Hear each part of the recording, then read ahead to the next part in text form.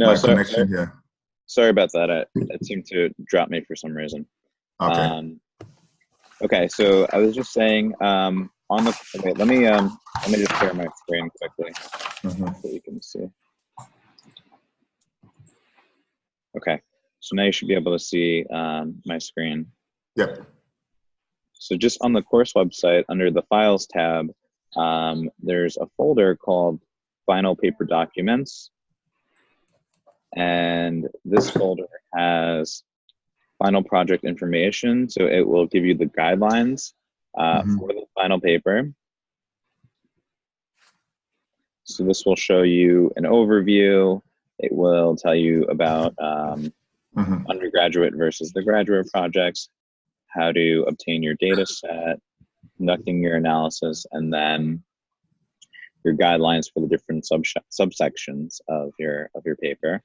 Hmm. So typically you'll have five sections of your paper. You'll have an introduction.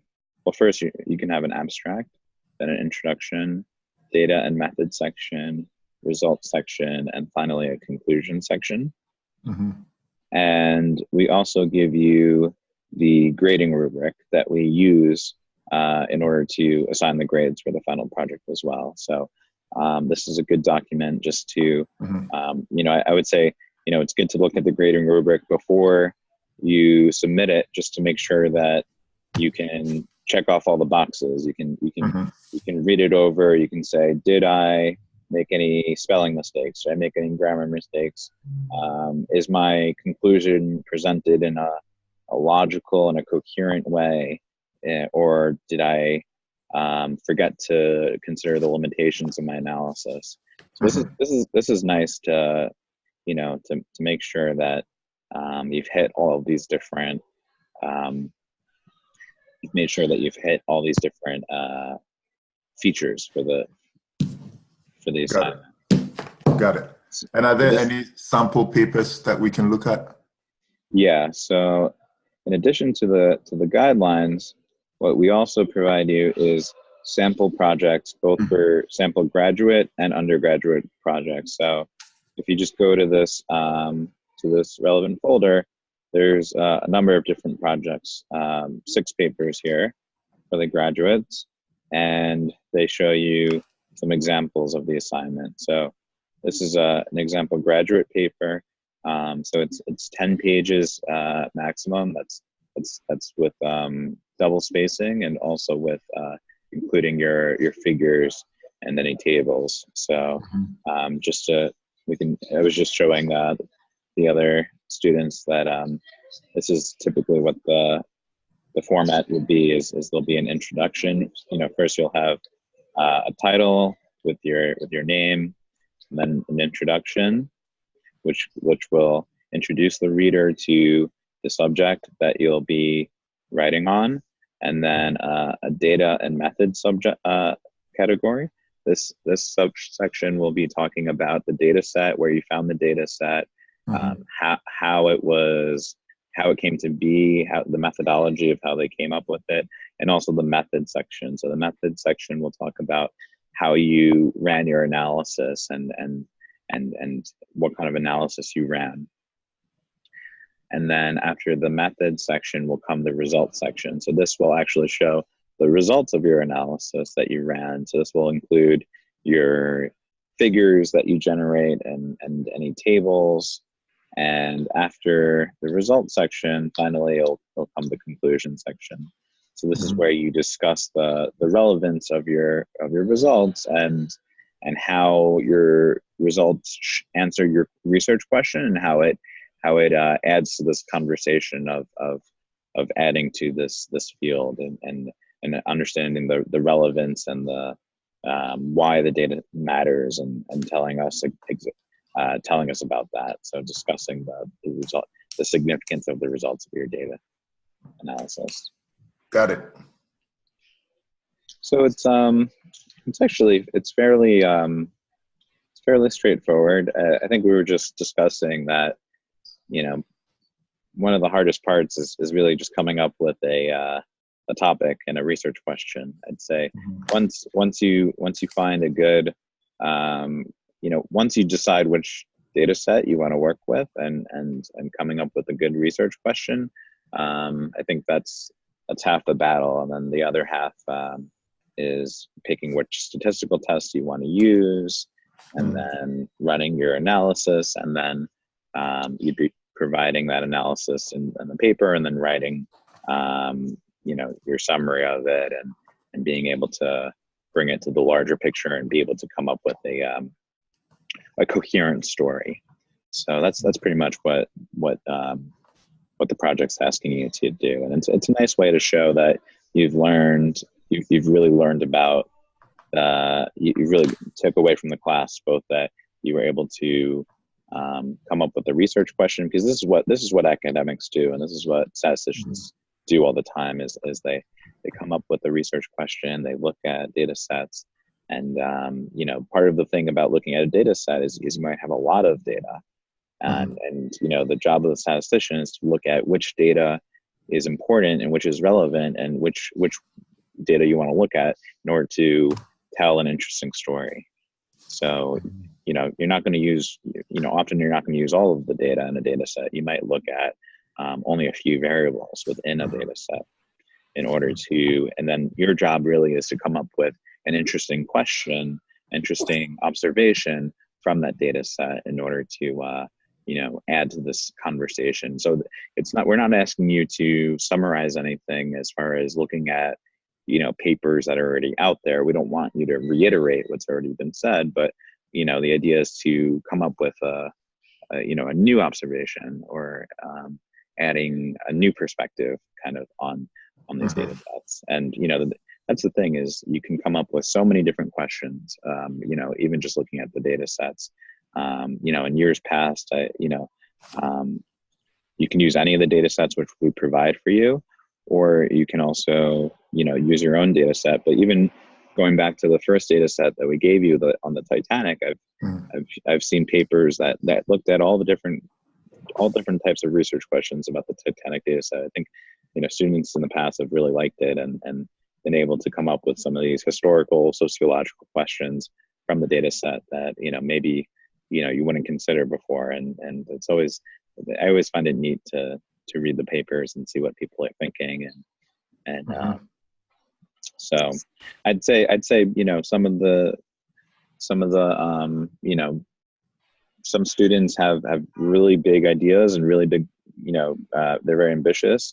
I'd say, try not to make it too hard on yourself. So don't pick a question that, might take a year or something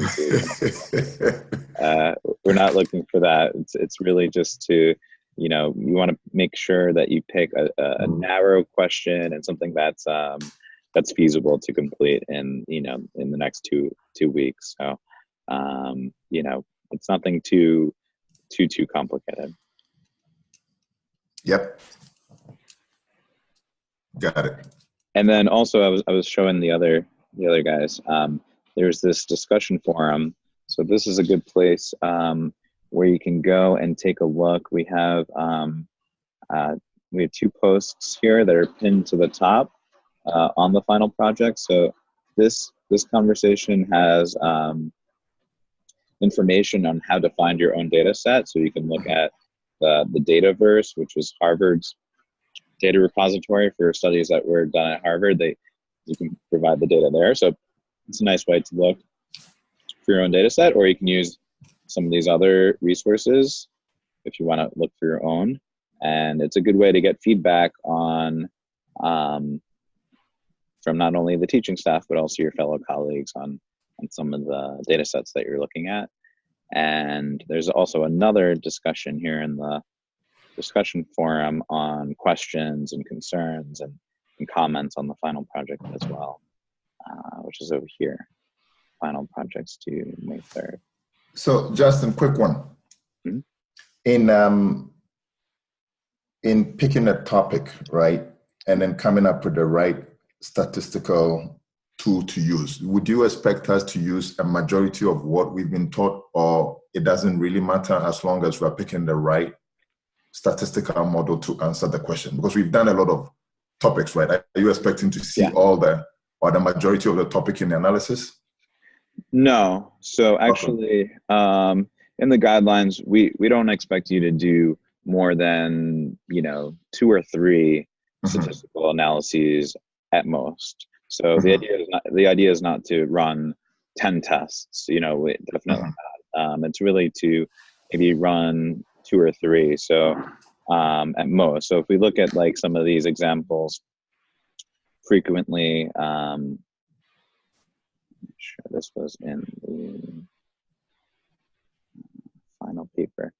So frequently what you can find is, give an example.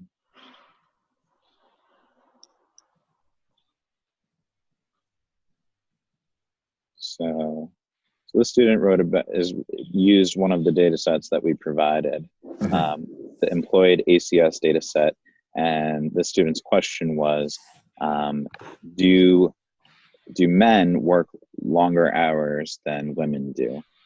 And looking Mhm. at differences in gender and maybe being able to explain a wage gap, which is observed.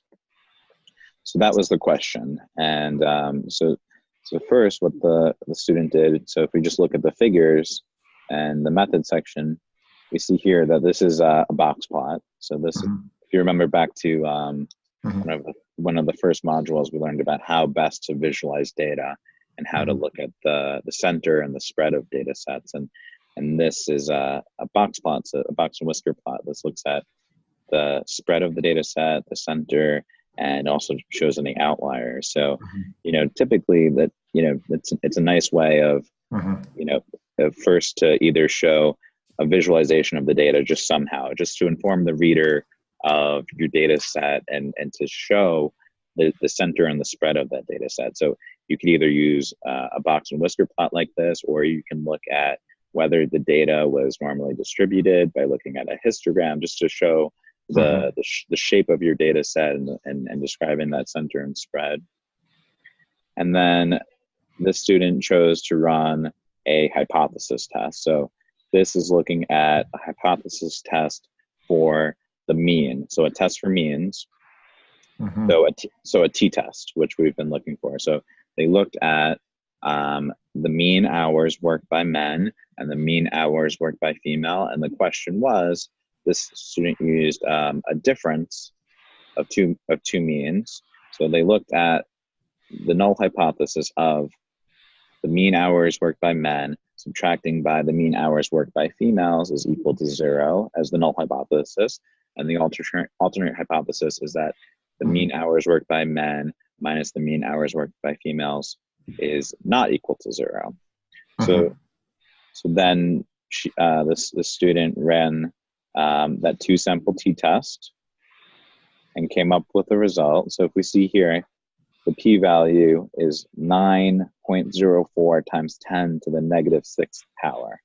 So that's a very significant result, which means that the student rejected the null hypothesis that both the men and women were working equal amount of hours, and they concluded that with the alternate to show that the hours worked by men and women on average are different.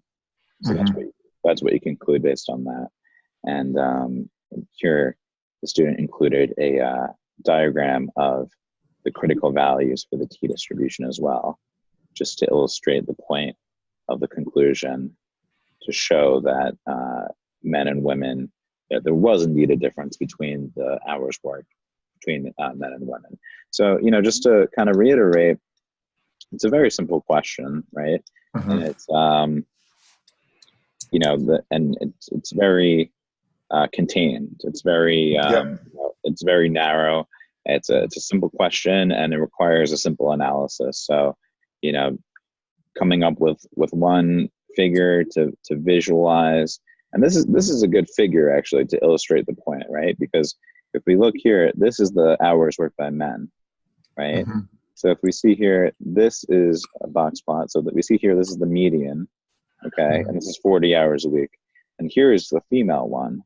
And if we see here, the median is 40 hours a week. So just on the surface of it, if I told you that the median hours worked by both men and women are 40 hours a week, you would say, okay, that means they work the same amount of hours, right? Mm-hmm. But that's the thing, is we have to look at the distribution, right? Mm-hmm. So if we see here, this is the median for men, but actually, by and large, well, first of all, there's more variability, which is interesting, because here you have a lot of outliers. So you could say, men either work, on the majority of them are working more than 40 hours a week, whereas here with the females, majority are working less.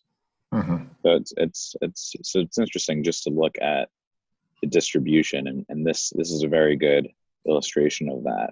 And then further, they ran a hypothesis test and gave the results of the analysis of that, and provided a conclusion based on that, and the significance of those results. So, it's we're not asking you to run every single thing that we taught you. It's about coming up with a research question and picking, 2 tests, one, maybe 1, 2, at most 3 tests. Probably 3 is too many. So really, just running, and just maybe, having a couple figures, for the graduate paper, maybe, this has 3 figures, right? 1 or 2 figures. Oh yeah, 3 figures. 1, 2, 3. So yeah, not more than 3 figures is necessary. The question is it's not about the quantity, right? Because it's a short paper, 10 pages, double spaced, including your figures. It's not very long, so it's more about the quality of your research question, and does your analysis fit and to answer that research question, and your ability to make it a coherent observation, a coherent argument. And so I'd say it's probably more about the quality over the quantity. Got it. Being able to pick which tests to use. Yeah, very helpful. Thank you. And there's also, I think Nate just posted, we provided, there's, let me see where it is. I think it's on the discussion forum, maybe. You just posted a helpful infographic to take a look at which statistical tests should be used under which category, under which scenarios. Oh, nice. Let me see if I could find that. And here, Nate actually just posted another resource called Sage Stats. This is another repository to find some data sets as well. So in case you want to find your own, you can take a look here at the Sage Stats repository. So maybe it's under announcements. I remember seeing that Nate just posted.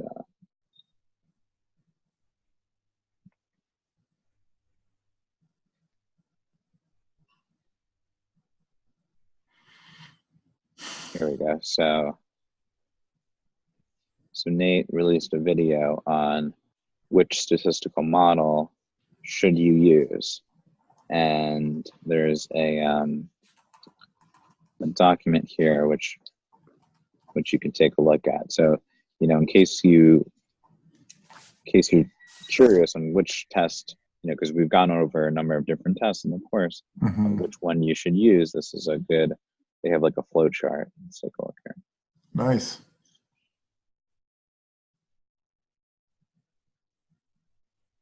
So it shows you, if you're dealing with nominal data, you can either look at, so the question is, do you have a hypothesis of there being a difference or of there being association? If you're trying to argue there's an association, you can use the contingency, the coefficient of contingency, or contingency test, which we're going to be teaching actually tomorrow in the new module.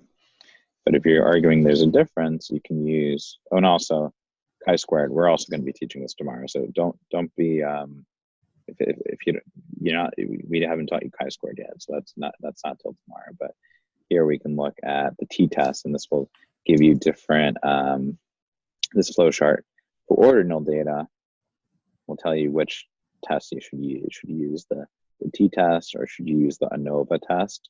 And the ANOVA test, again, we're teaching that tomorrow, so don't worry. But the ANOVA test is used if you're dealing with more than 2 different groups and you want to look at the means. if you're dealing with only two variables, you'll use a t-test. Mm-hmm. So this is a nice Yep. it's a nice diagram. They also have something I think similar in your textbook as well, a similar flow chart. But you know, if you're confused on that, Nate did a good section on this to show which model should be used for which questions. Got it.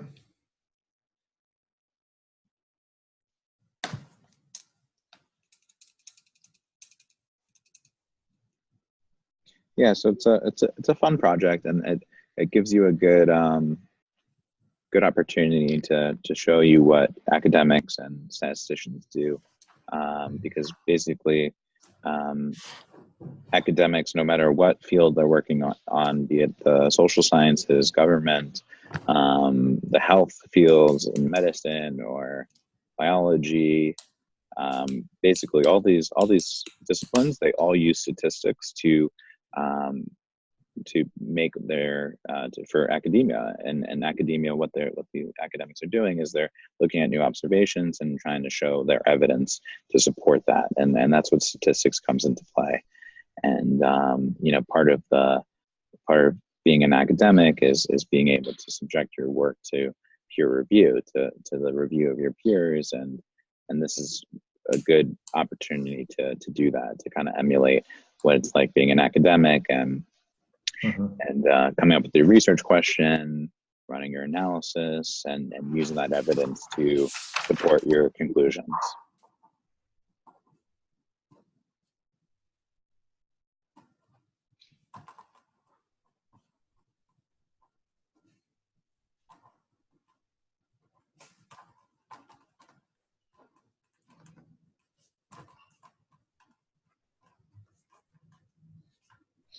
So hopefully that was helpful.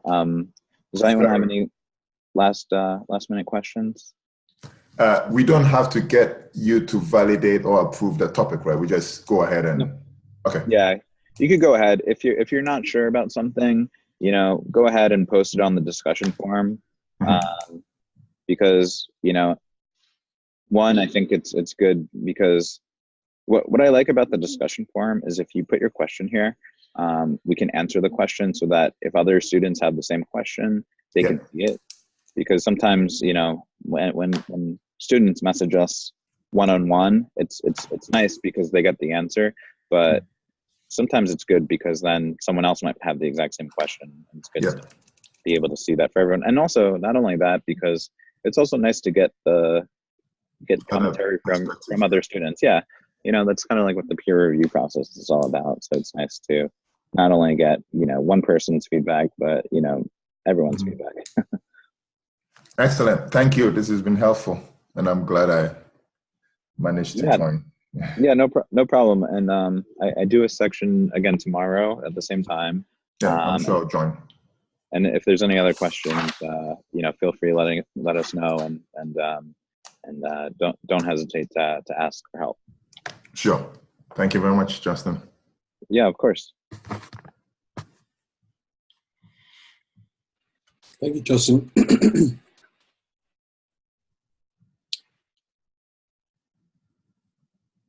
No problem. Did that cover all the questions? Was there any other last minute questions in the last few minutes?